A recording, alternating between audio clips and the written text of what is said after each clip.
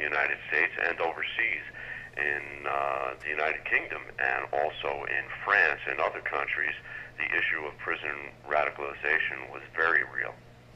All right, so we're on the phone with Patrick Dunleavy, a former executive in the correctional systems in New York, in New York State, and on the screen with me right now is Richard Horowitz.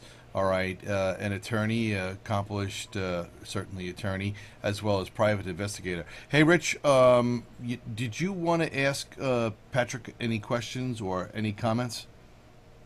Well, yeah, Pat, if you could maybe give some more details of the extent of the problem of radicalization in U.S. prisons, I think that would be helpful.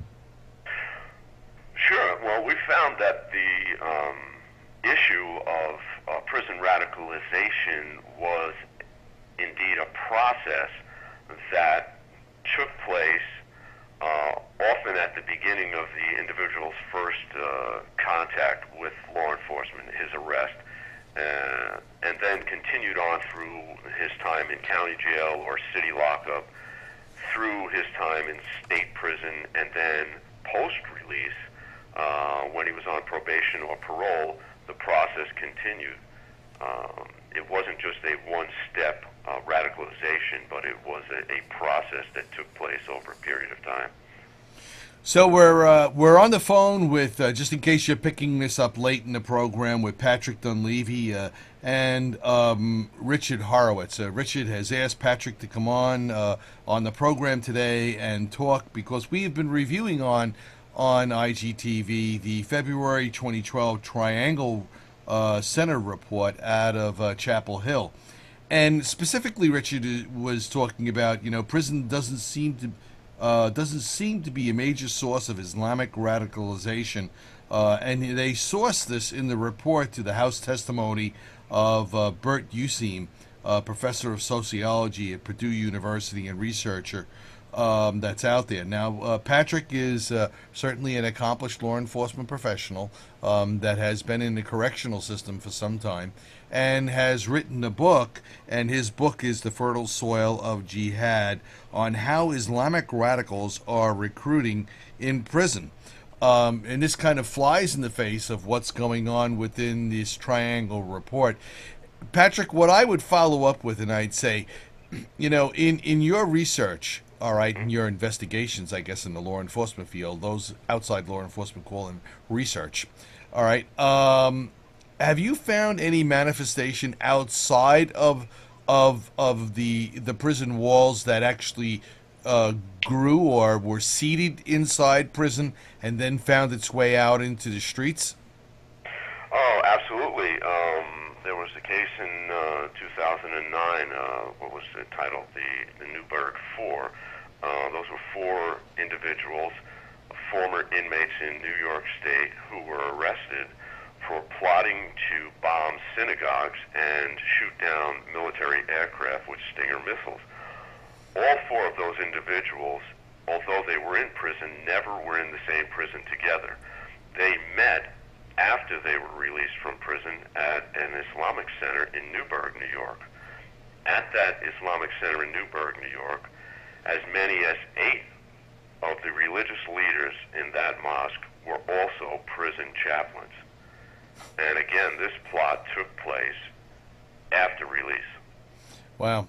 That is quite revealing. So let me ask you another follow-up question to that. Would you say that this radicalization that's going on in the prisons, is that just confined to New York City, or would you find that that's more sprawling and throughout the system, maybe New York State, New Jersey, in the regional area?